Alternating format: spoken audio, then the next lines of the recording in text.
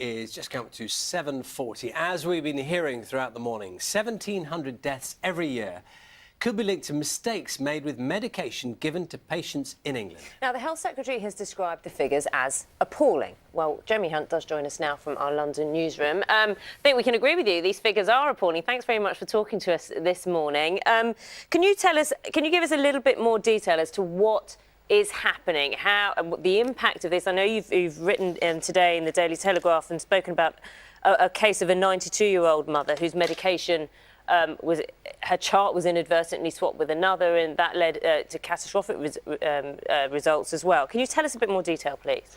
Yes, good morning, Nago. Morning, Charlie. I mean, this is a very important report by the universities of Sheffield, Manchester and York that collaborated on it. And they are very clear that the NHS error rates when it comes to medication error are no worse than in the United States or other EU countries. And in fact, the World Health Organization says we're a leader in trying to tackle this. But despite that, we are seeing 4 to 5 deaths every single day because of errors in prescription or dispensing or the monitoring of medications. And it's very important to say this is not about blaming doctors or nurses or pharmacists who work incredibly hard under a huge amount of pressure, but it is about having a culture where we have the checks in place to stop this happening, and where we are able to learn from mistakes. So one of the things we're announcing today is actually decriminalising dispensing errors, because if you're a pharmacist, I mean, the one way to make sure a pharmacist doesn't want to be open about a dispensing error is if it's a criminal act, and we need people to be open about what's going wrong so we can put the checks in place. Decriminalising something if you do something wrong, why don't we just try to stop things going wrong in the first place? Why don't you go back a step further? Well, exactly. And so one of the ways you can do this is with proper IT systems. So the problem with doing prescriptions on a paper-based system, as still happens in too much of the NHS, is that on an IT system you can actually have an electronic warning that comes up that says, do you realise that for this type of patient, maybe a pregnant mother, for example, this type of medicine could be very dangerous. And so you can do that with electronic systems. So we've said today that we'll make £75 million available to help hospitals move to e-prescribing systems. And we also want to have many more pharmacists in GP practices, because the majority of these errors happen in primary care, and they tend to happen with older patients, often with dementia, who've got a number of things wrong with them. So they're taking a cocktail of medicines which sometimes don't agree with each other. And if you can have a pharmacist working inside a GP practice, they can go through the patients that are on multiple medicines and try and iron out where some of those problems might be. You'll understand time's tight, so I'll whiz through a couple of questions for you. £75 million in systems, in computer systems. How many hospitals will that supposedly ease the load of? And you talk about these pharmacists, how much will that cost? Well, we want to move to full e-prescribing over the next 5 years. So the £75 million is a catalyst, because most hospitals will have an IT investment programme anyway in their hospitals, and we want to urge them to prioritise e-prescribing just because of these incidents. And we've already budgeted for 2,000 pharmacists to be in GP surgeries, so one pharmacist covering approximately 4 GP surgeries, which we think can make a difference. I think it's also really important to say this isn't just about deaths. There's also some awful harm that happens. I met a patient a few weeks ago who should have had her dosage reduced for her medicine. It didn't happen, and she stayed on steroids, I think, for 8 years.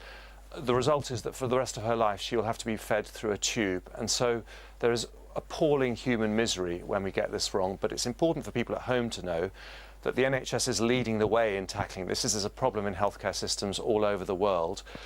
We want to blaze a trail in sorting this out, and in fact we are having fantastic support from doctors, nurses, pharmacists, who all agree that this is something that is long overdue for us to tackle. Do you know, I think something else that people are going to be screaming at their TV screens this morning, because what they'll be thinking is, well, just a couple of days ago, I heard that the NHS in England has nearly 100,000 jobs unfilled. And we constantly hear about the funding pressures that the NHS is facing and that doctors and nurses are facing. And it is inevitable, isn't it? Even though you're offering this reassurance, which people will want to hear, that mistakes are going to happen unless the NHS is properly funded and properly staffed? Well, we have 43,000 more clinicians in the NHS than when I became Health Secretary, and we're massively increasing the number of doctors and nurses we train. And for sure, we need more staff, and we'll need to put more funding in as we deal with the pressures of an ageing population. But if you talk to doctors and pharmacists, they say, yes, those are real pressures. But also, the problem is that when we make a mistake, we have to worry that we're going to be criminalised, we're going to lose our job.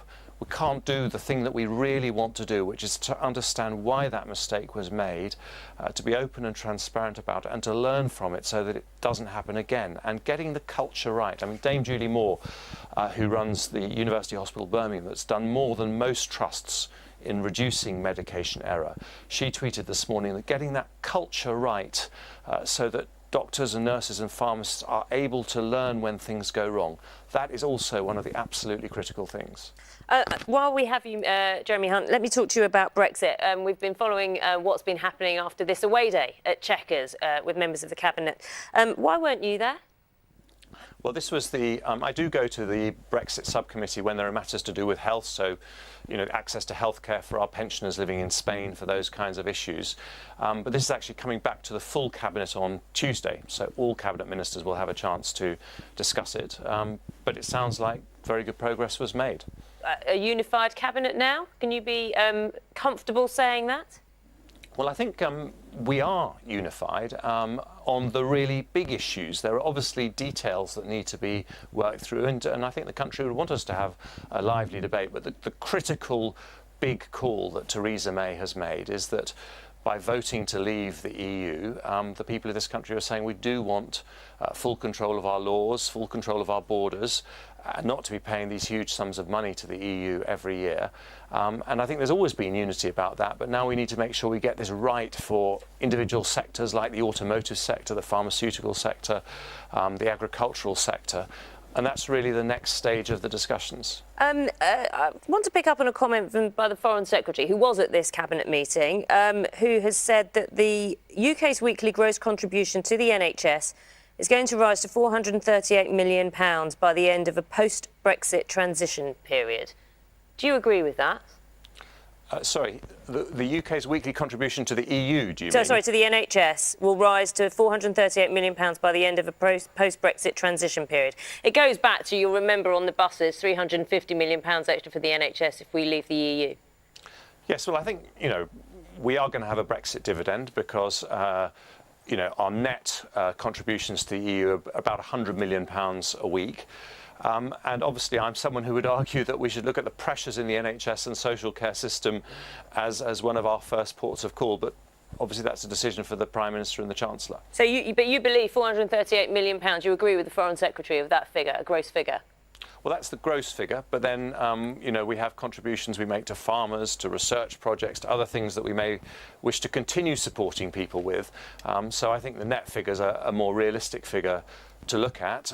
But, you know, are we going to need, you know, in 10 years' time, we'll have 1 million more over 75s in this country.